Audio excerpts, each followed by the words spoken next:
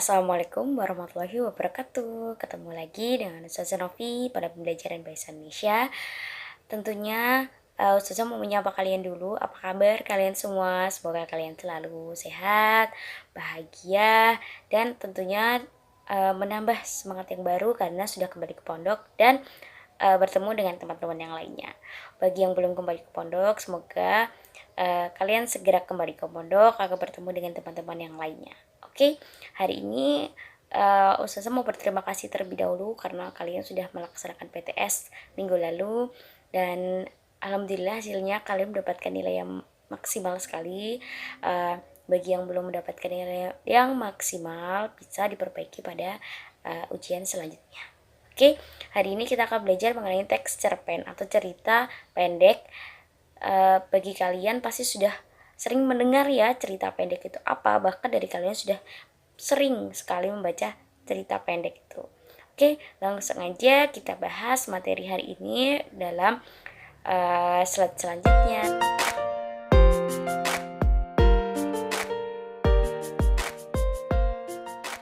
Oke, di layar kalian sudah tertampil pengertian cerpen. Apa sih cerpen itu? Nah, secara singkat atau secara umum, cerpen itu singkatan dari cerita pendek.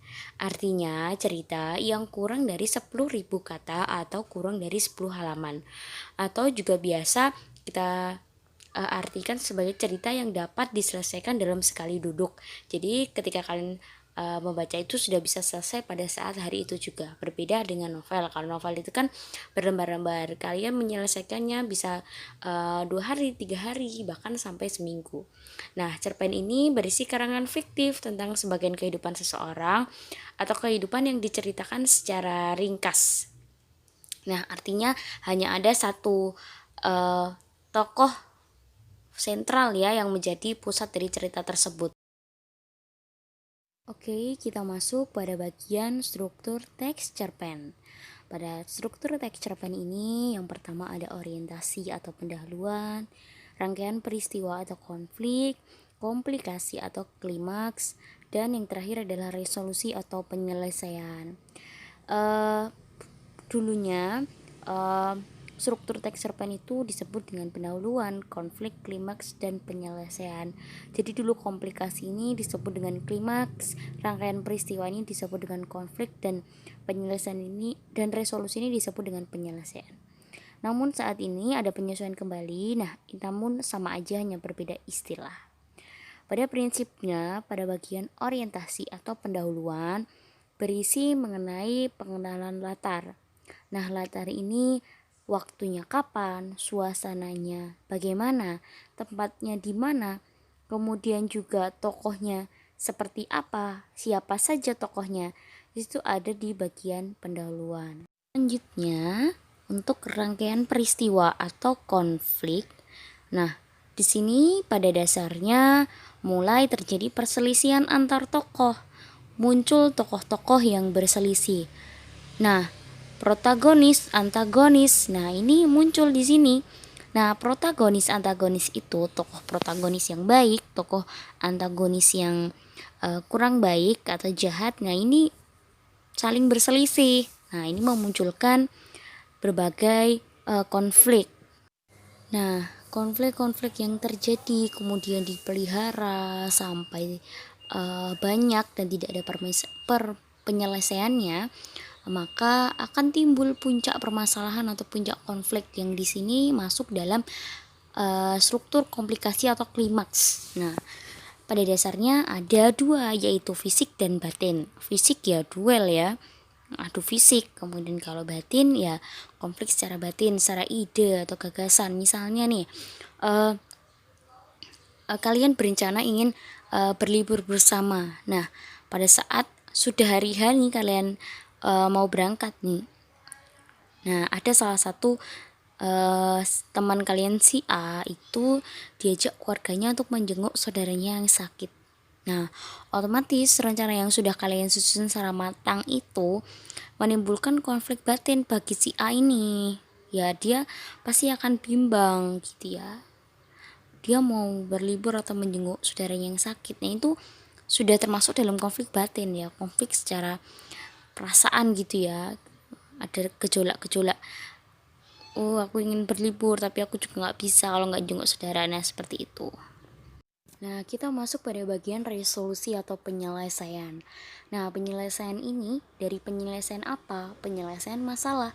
Masalah dari apa? Masalah dari konfliknya tadi dalam cerita tersebut. Nah, ini adalah cara pengarang menyelesaikan ceritanya. Nah, penyelesaian ini bisa berakhir bahagia ataupun bisa berakhir sedih. Nah, makanya ini ada di bagian letak paling terakhir di struktur ini. Nah, di layar kalian sudah tertampil gambar struktur teks cerpen. Nah, biasa disebut dengan alur cerpen ataupun jalan cerita cerpen. Kemudian ada juga menyebutnya plot.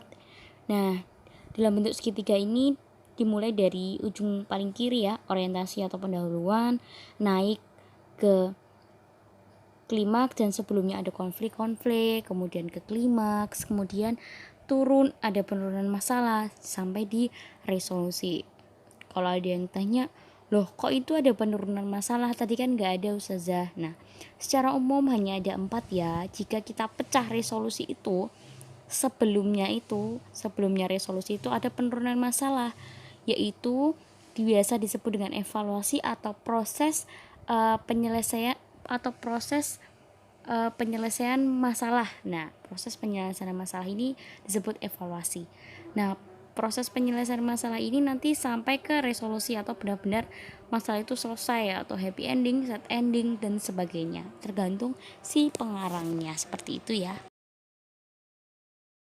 Nah, kita akan menjabarkan kembali ya orientasi itu dalam contoh-contohnya seperti itu. Orientasi itu seperti apa contohnya, jadi biar kalian tuh nggak ngawang-ngawang seperti itu. Sudah saya berikan juga selembaran ya, sudah sangat lengkap, sudah ada pembagiannya di situ, mana bagian orientasi, rangkaian peristiwa, komplikasi sampai dengan resolusi. Nah, orientasi ini pada dasarnya tadi adalah pendahuluan. Yang lengkap adalah ada tempat, ada waktu, suasana, maupun ada tokohnya. Nah, ini hanya gambaran kecil aja. Dapat kalian baca di situ. Di sebelah barat kampung ada gunung yang tidak begitu besar, disebut gunung barangkali tidak tepat karena areanya terlalu kecil, lebih tepatnya disebut bukit, tapi penduduk kampung sejak dulu sampai sekarang menyebutnya dengan gunung beser. Beser itu maksudnya karena banyak ngeluarin air ya. Mereka yang ke sana akan merasakan keangkerannya seorang tokoh Jaya Sakti yang hilang atau sembunyi di situ melawan Belanda. Nah, di sini terlihat ada tempatnya. Kemudian ada tokoh ya di situ, ada tokoh yang disebutkan di situ. Nah, ada tokoh aku di situ ya, nanti ada tokoh aku di situ, lebih jelasnya nanti kalian baca di selembaran itu. Kemudian ada rangkaian peristiwa. Nah, rangkaian peristiwa ini ada beberapa konflik-konflik gitu ya, muncul permasalahan-permasalahan di sini. Nah, kedamaian kampung saya mulai terusik saat jalan besar menghubungkan dengan kota, kecamatan, dan kabupaten diperbesar dan diaspal dan sebagainya sampai di akhir. Silakan dicermati. Selanjutnya, karena berbagai konflik itu tadi, ada konflik puncak atau puncaknya dari banyaknya pembangunan tadi yang tidak menghiraukan keseimbangan alam.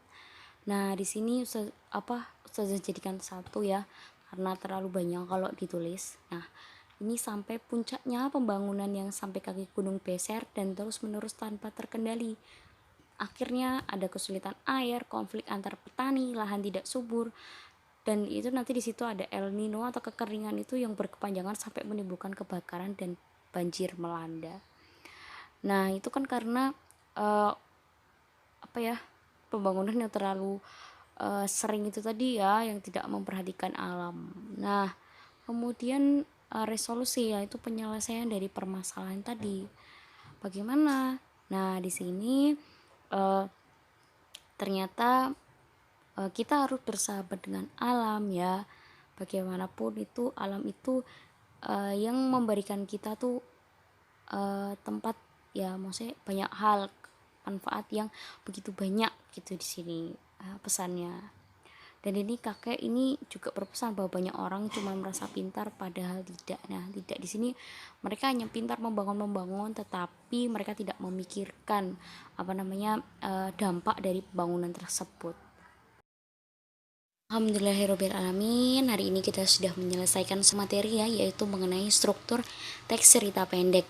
Harapannya kalian dapat memahami struktur teks cerita pendek, kemudian bisa membedakan teks ini masuk dalam kategori struktur yang mana. Nah, nanti kita akan latihan soal di quizzes ya. Nanti silahkan klik linknya setelah menonton video ini. Nah, untuk tulisan yang ada di layar itu tulis dalam selembar kertas kemudian titipkan pada ustazah sedang piket. Itu untuk pertanyaan yang bagi yang ada di pondok ya. Kalian kan kalau di rumah ya tidak perlu menuliskan di selembar kertas. Kalian cukup bertanya melalui email, WhatsApp, ataupun komen di Google Classroom seperti biasa. Nah, nanti silahkan kerjakan kuisisnya, tetap semangat ya. Itu aja, saya akhiri. Maaf apabila banyak kesalahan dalam pembuatan video ini. Semoga kalian mengerti apa yang Ustazah jelaskan. Assalamualaikum warahmatullahi wabarakatuh. See you on next video.